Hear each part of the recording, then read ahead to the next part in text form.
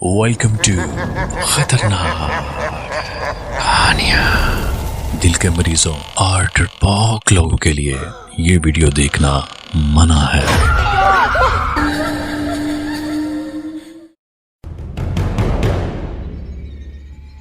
तमाम देखने और सुनने वालों को अस्सलाम वालेकुम। वीडियो को लाइक और हमारे इस चैनल जैज़ी उर्दू टेल्स को सब्सक्राइब जरूर कर लें। ऑफिस से छुट्टी के बाद मैं घर की तरफ जा रहा था। ये रात का वक्त था, चारों तरफ अंधेरा था और इस रात अजीब बात यह थी कि अचानक बहुत तेज बारिश शुरू हो गई और घर जाने के लिए कोई टैक्सी या रिक्शा ना मिला। फिर मैंने सड़क पर वक्त जाया करने की बजाय पैदल घर जाने का फैसला किया।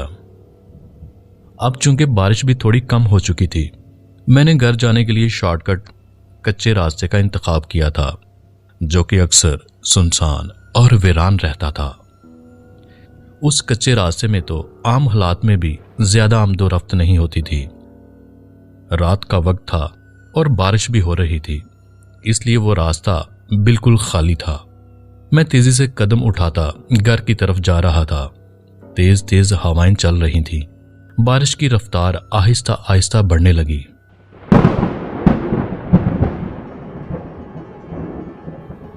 मैं बारिश से बचने के लिए रास्ते पर मौजूद एक दरख्त के नीचे खड़ा हो गया, लेकिन बारिश ने यहां भी मेरा पीछा न छोड़ा। इधर उधर देखते हुए अचानक मेरी नजर सामने एक पुराने छोटे घर पर पड़ी। वो घर पुराना, खंडर और खाली नजर आ रहा था। मैं बिना कोई वक्त जाया किए उस घर की तरफ चल पड़ा और भागते हुए तेजी से उस छोटे घर के अंदर दाखिल हो गया। वो घर हर तरफ से टूट फूट का शिकार था। घर के अंदर दाखिल होते ही पीछे से दरवाजा जोर से बंद हो गया। मैंने सोचा शायद तेज हवा से बंद हुआ होगा। फिर मैं एक पुराने कमरे में आया। उस कमरे में एक पुराना बेड था और कुछ टूटी फूटी कुर्सियां पड़ी थीं। मैंने कमरे में पहुंचकर सुकून का सांस लिया। अब कम से कम यहां बारिश से बच तो सकता हूं। फिर मुझे उस कमरे में एक अजीब खुशबू का एहसास हुआ। बारिश की रफ्तार बढ़ती चली जा रही थी। मैं वहीं कमरे में बैठा बारिश खत्म होने का इंतजार कर रहा था। मुझे उस कमरे में बैठे 10 मिनट के करीब हो गए कि अचानक मुझे एक लड़की के हंसने की आवाज आई। मैं काफी हैरान हुआ और खड़े होकर बाहर देखा, लेकिन बाहर कोई नहीं था। हर तरफ बारिश और पानी नजर आ रहा था। फिर मैं वापस आकर कमरे में बैठ गया। तकरीबन 2 मिनट के बाद मुझे एक लड़की के रोने की आवाज आई, जैसे ही कोई आहिस्ता आहिस्ता सिसक रहा हो।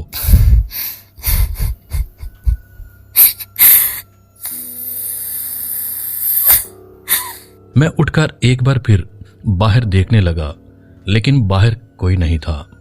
एक बार फिर वापस आकर बेड पर बैठ गया। मुझे वो घर काफी अजीब लग रहा था।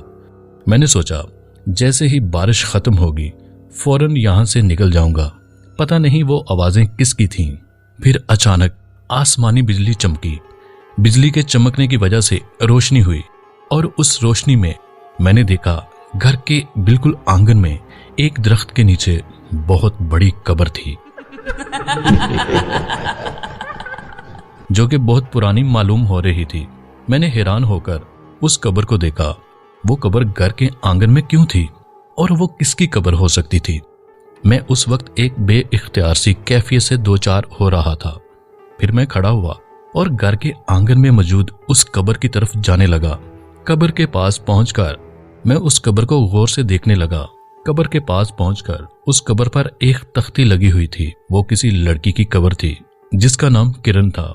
उस कब्र के बिल्कुल पास एक चिराग रखा हुआ था और साथ ही एक माचिस पड़ी हुई थी। मैंने सोचा कमरे में अंधेरे में बैठने की बजाय बेहतर है कि यही चिराग कमरे में ले जाकर रोशनी में बैठ जाऊं। यही सोचकर मैंने वो चिराग कब्र के पास से उठाया और अंदर कमरे में ले आया। वो चिराग जलाने ही वाला था कि अचानक एक लड़की की आवाज सुनाई दी, तुम आ गए? मैं 20 साल से तुम्हारा इंतजार कर रही थी। मैंने घबराकर चारों अतराफ देखा, लेकिन कमरे में कोई नहीं था। अब मुझे घबराहट होने लगी।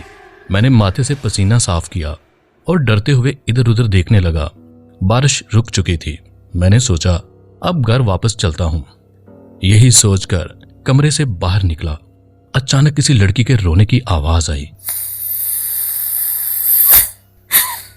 मैंने सामने देखा तो मेरे पैरों के नीचे से जमीन निकल गई और ऐसे लगा जैसे मैं पत्थर हो गया हूं।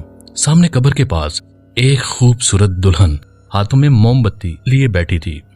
मैं उसे देखकर काफी हैरान हुआ। वो दुल्हन उस कब्र के पास कब आई थी, या फिर वो पहले से ही कब्र के पास मौजूद थी?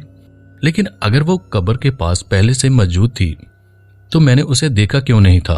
वो दुल्हन मुस्कुराते हुए मुझे देख रही थी, फिर बोली, मुझे यकीन था तुम एक दिन वापस आओगे, और देखो आज तुम मेरे पास चलकर आ गए हो। मैं आज बहुत खुश हूं। मैंने घबराते हुए पूछा, कोको कौन हो तुम और यहाँ क्या कर रही हो? मेरी बात सुनकर उस लड़की ने जोरदार कहका लगाया और बोली, मेरे घर में खड़े होकर मुझसे पूछते हो कि कौन हूं मैं? फिर मैंने शर्मिंदगी से उस लड़की को देखा और बोला, सॉरी मुझे पता नहीं था ये आपका घर है। फिर मैंने अचानक पूछा, ये कब्र किसकी है? उस दुल्हन ने जोरदार कहका लगाया और बोली, मैं किरण हूं, ये कब्र मेरी है। मुझे मरे हुए 100 साल हो चुके हैं। फिर एक चुड़ैल ने मुझे कहा था 100 साल बाद एक आदमी आएगा और वो इस कब्र के चिराग को जलाएगा और तुम उससे शादी कर लेना, फिर तुम दोबारा जिंदा हो जाओगी। मैंने खौफनाक अंदाज में उस लड़की को देखा और घबराते हुए बोला, मुझे अब चलना चाहिए। ये कहकर मैं बाहर की तरफ बढ़ा। अब तुम यहां से कभी बाहर नहीं निकल सकते। आहिस्ता आहिस्ता उस खूबसूरत दुल्हन की शक्ल तब्दील होने लगी। उसके बड़े बड़े दांत निकल आए। मैं भागते हुए घर का दरवाजा खोलने लगा, लेकिन घर का दरवाजा खुल नहीं रहा था। वो लड़की खड़ी हंसती हुई मेरी तरफ देख रही थी। मैंने दीवार पर चढ़ने की कोशिश की, लेकिन दीवार पर हाथ रखते ही करंट लगा और मैं नीचे गिर गया। वो लड़की बोली, ये चुड़ैलों का घर है, अब तुम यहाँ से कभी बाहर नहीं निकल सकते। मैंने जैसे उसकी बात नहीं सुनी और इधर उधर भागता रहा ताकि उस घर से बाहर निकल सकूं, लेकिन उस घर से निकलने का कोई रास्ता नहीं था। फिर मैं एक दूसरे कमरे में घुस गया और दरवाजा अंदर से बंद कर दिया। लेकिन उस कमरे में एक बहुत बड़ी बिल्ली थी जो कि बेड पर सो रही थी। वो बिल्ली मुझे कमरे में देखते ही मुझ पर हमलावर होने लगी। फिर मैं जल्दी से दरवाजा खोलकर बाहर निकला। सामने वही दुल्हन खड़ी थी। उस दुल्हन ने कहा, मुझसे शादी कर लो, नहीं तो मर जाओगे। मैंने घबराते हुए कहा, तुम एक चुड़ैल हो और मैं एक इंसान हूँ, हमारी शादी कभी नहीं हो सकती। वो चुड़ैल आगे बढ़ी और बोली, अगर तुम मुझसे शादी नहीं करोगे तो मर जाओगे। ये कहकर वो दुल्हन जो अब चुड़ैल बन चुकी थी आगे बढ़ी और मुझ पर हमला करने की कोशिश करने लगी। लेकिन मैं वहां से भाग निकला और वो चुड़ैल मेरे पीछे भागने लगी। वो चुड़ैल मुझसे कह रही थी, मुझसे शादी कर लो, मैंने तुम्हारा इतना इंतजार किया, आज तुम्हें जाने नहीं दूंगी। मैं लगातार भागता रहा। भागते भागते एक गारनुमा कमरे में दाखिल हुआ, लेकिन वो कमरा खत्म ही नहीं हो रहा था। उस कमरे का कोई दरवाजा नहीं था। फिर मैं एक खौफनाक तहखाने में पहुंच गया जहां हर तरफ खून की बदबू आ रही थी और खौफनाक इंसानों की खोपड़ियां पड़ी हुई थी। तहखाने से निकलने के लिए सामने एक छोटा सा दरवाजा मुझे नजर आता है। मैं उस तरफ भागने लग जाता हूँ और बाहर निकल जाता हूँ। फिर तहखाने से चीखने, चिल्लाने और रोने की आवाजें आती हैं। वापस आओ, वापस आ जाओ। मैं फिर उस घर की बैक साइड से निकलता हुआ मेन रोड पर आ जाता हूँ और वहां आकर बेहोश होकर गिर पड़ता हूँ। जब मेरी आंख खुलती है तो मैं खुद को हॉस्पिटल में पाता हूँ। फिर मेरे पूछने पर मुझे बताया गया कि किसी फैमिली ने मुझे अस्पताल पहुंचाया था। आज जब भी मैं वो वाकया याद करता हूँ तो मेरे रोंगटे खड़े हो जाते हैं। इस चैनल पर सच्चे वाकयात, खौफनाक कहानियां आपकी समातों की नजर की जाती हैं। अगर आप कोई सच्चा वाकया या कोई खौफनाक कहानी हमारे साथ शेयर करना चाहते हैं तो कमेंट सेक्शन में जाकर हमारे साथ शेयर कर सकते हैं। अल्लाह ताला आपको आसानियां अता करे और आसानियां तकसीम करने का शर्फ बख्शे। आमीन।